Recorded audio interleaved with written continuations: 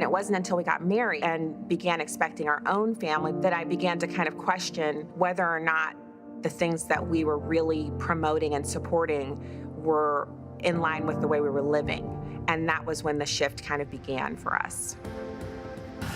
I was renting a room in this woman's apartment. She had 3 or 4 kids from 3 or 4 different fathers. She was my age. Most of them were incarcerated. I asked her, "What do you do?" She goes, "I'm in the system." It feels like Democrats sort of get people hooked on this drug of free money, where they basically say, you know, if you want your fix, you have to keep voting for us.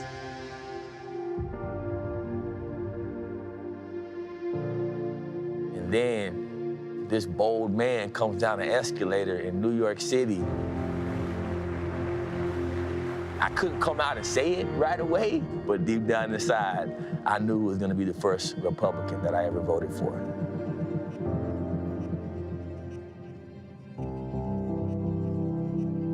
His entire campaign, Worse for All Americans, that was a turning point for me. One of the hardest things to do is to challenge your own beliefs.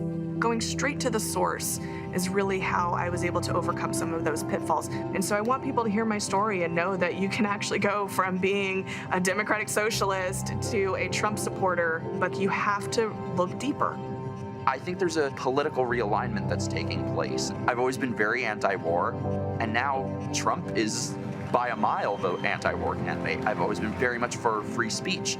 Trump is now by a mile the more pro-free speech candidate.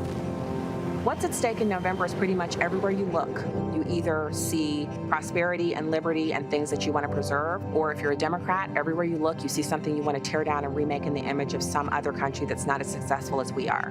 I'm trying to conserve our values, our Constitution, our God-given rights, right to bear arms, freedom of speech, all the things that has always made this country great. You know, it took me a good long time to get here, but I hope that Trump wins and that we can continue with the progress that he's made and the policies that he's put into place. Let's get our economy back on track and let's be moving in the right direction.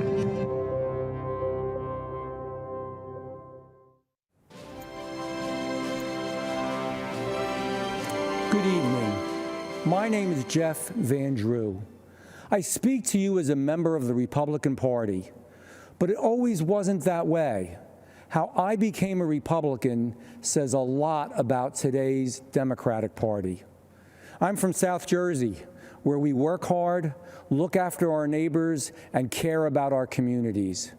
Years ago, I was a local dentist and was asked by the Democrats to run for a town council seat. I had my doubts, and I explained that my views were middle of the road to conservative, but the local leaders said the Democratic Party was a big tent and that they accepted people like me. I was elected to council as a Democrat, but as I won seats for county office, state legislature, and then Congress, I noticed things were changing. The Democratic Party had become less accepting of American tradition, less believing in American exceptionalism, less supportive of traditional faith and family. This was not the party that I knew.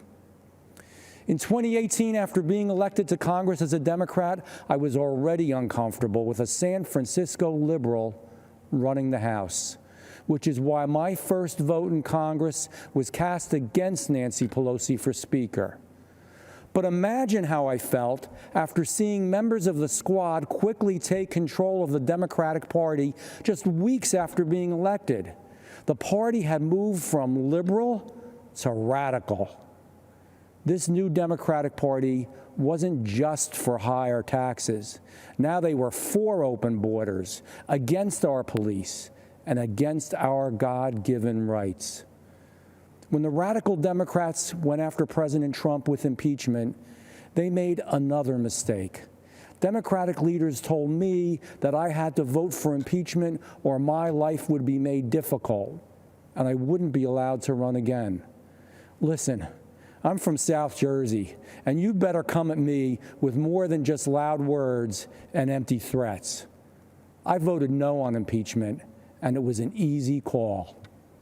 Soon after, I met with President Trump, and he made me feel more comfortable and welcome in the Oval Office than Nancy Pelosi ever made me feel in her caucus. And a few days later, I officially changed parties and I became a Republican.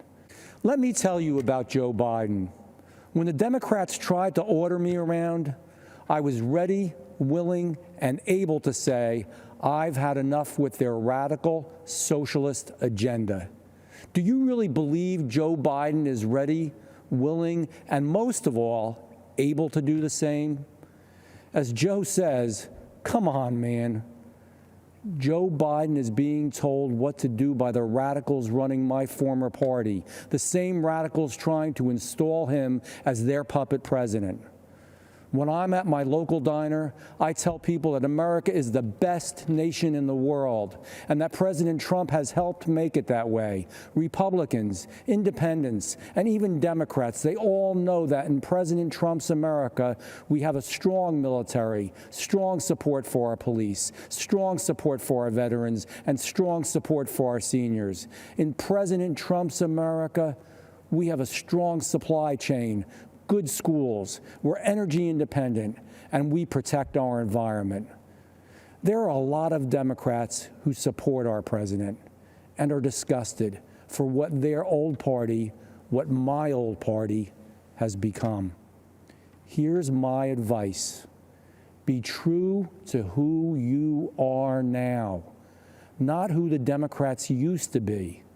That's why I'm a proud Republican and why I will be voting for Donald Trump. Thank you.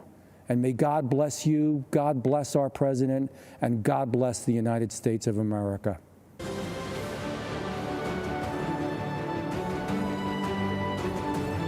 For me, the most important issue is jobs. We need to be able to pay our bills. I trust Donald Trump on jobs way more than I do Joe Biden.